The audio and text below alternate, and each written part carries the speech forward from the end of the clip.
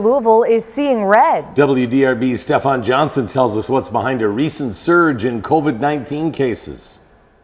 Just when you thought it was running out of gas, COVID-19 is on the move again across Metro Louisville. We've been dealing with this now for going on 2.5, 3 years. The recent surge has put Louisville in the red alert level and is fueling a lot of frustration. So from a hospitality perspective, it's disappointing because we were impacted the most, but I'm not surprised.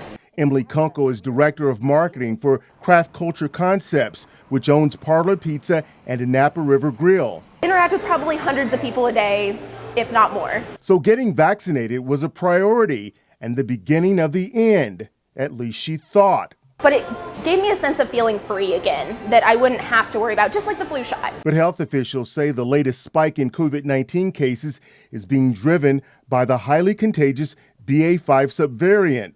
BA.5 variant's over 80% of the subvariants that we're seeing. Dr. Joseph Flynn is the chief administrative officer for the Norton Medical Group. In our health system and across the country, you're seeing increased hospitalizations. Right now, there are 262,610 confirmed cases in Metro Louisville. But Dr. Flynn explains why there may be even more. Because people are home testing or they're not testing at all. They're saying, I have a little congestion, I'm going to move on. And meanwhile, the Biden administration says there are plans to roll out an updated booster shot in September that will specifically target the Omicron variant. But Dr. Flynn says people over 50 should go ahead and get the second booster now.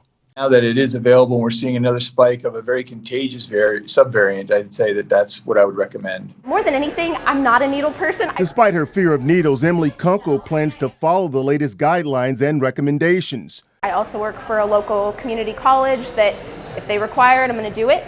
With photographer Neil Johnson, I'm Stefan Johnson, WDRB News.